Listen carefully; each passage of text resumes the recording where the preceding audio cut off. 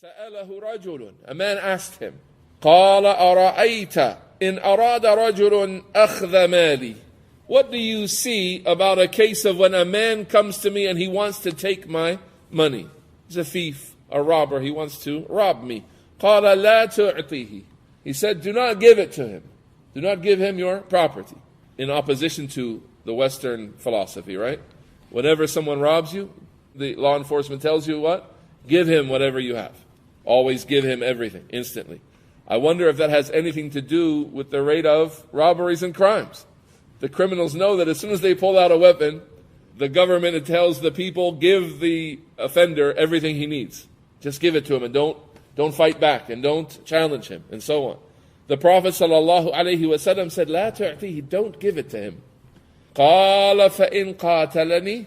What if he engages me in fighting? What if he fights me? قال قاتله. Said, then fight back. Right? Then fight him. قال فإن قتلني. Then he asked, what if he kills me? These are all good questions about what might happen in these interactions. What if he kills me? قال فأنت شهيد. In this case, then you are a martyr. You have attained martyrdom. You have died in a way that is pleasing to Allah Ta'ala.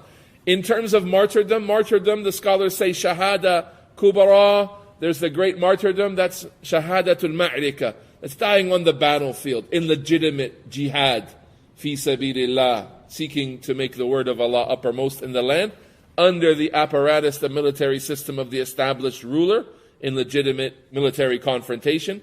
That's the shahada kubara or shahadat al-ma'rika, the martyrdom that is the highest level of martyrdom. And the other kinds of martyrdom, dying in a flood, dying in a fire, dying of stomach illness. In this case, dying in defense of your property, in defense of your family or yourself, your physical safety. And this is a kind of shahada, it is martyrdom, but it is of a secondary status, a lesser status than that martyrdom of the people who die on the battlefield in legitimate military confrontations. قَالَ فَإِنْ قَتَلْتُهُ. He said, what if I kill him? Meaning in the confrontation, I actually kill him. And the meaning is there without intending to do so, but that is what the confrontation has led to. قَالَ فِي النَّارِ.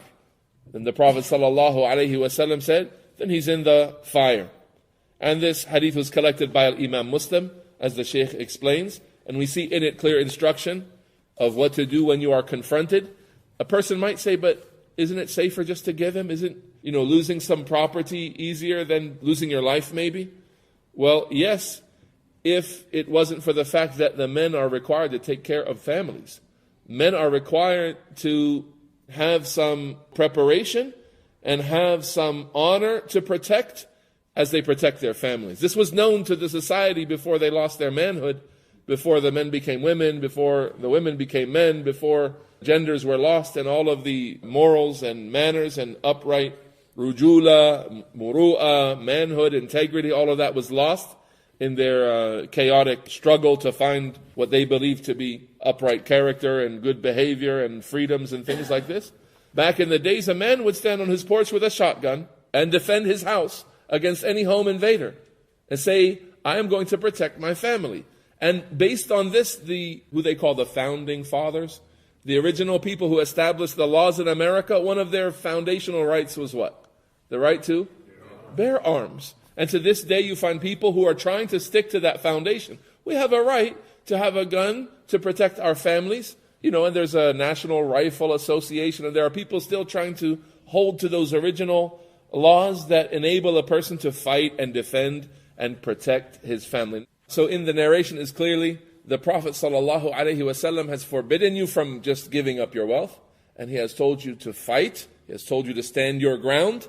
This becomes more clear and more needed, more understood to be something as a necessity, not just a point of guidance, but a necessity. When you realize that if a man is weak, and people come to his house and say, let us in, and they have bad intentions, and he has a wife and 5 daughters.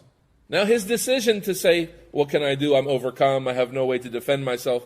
It now affects 6 women who are depending upon him to do something to defend them. And he makes no effort. He just simply lets them in. And whatever happens now happens as a result of his weakness. He could have put forth some effort. If he is unable, if he tries and is unable, then he has done his job. But a man is required to protect his property, to protect his family, to protect his home, and specifically to protect the weak, his children, his young children, and his women. They are required to be protected. The Prophet ﷺ said, وَمَنْ قُتِلَ دُونَ نَفْسِهِ فَهُوَ شَهِيد. Whoever is approached about his physical safety, encroached upon, whoever is attacked, and he is killed as a result of that, then he is a shaheed. He dies defending himself, then he is a martyr. وَمَنْ قُتِلَ دُونَ مَالِهِ فَهُوَ شَهِيد. And whoever dies while defending his property, then he is a martyr. وَمَنْ قُتِلَ دُونَ دِينِهِ فَهُوَ شَهِيد. And whoever dies defending his religion, then he is as well a martyr. That narration was collected by Imam al-Tirmidhi in his Jami', and he said about it, هَذَا حَدِيثٌ حَسَنٌ صَحِيح. This is an authentic narration. فَإِنْ اعْتُدِيَ عَلَى الْإِنسَانِ فِي مَالِهِ أَوْ حُرَمِهِ.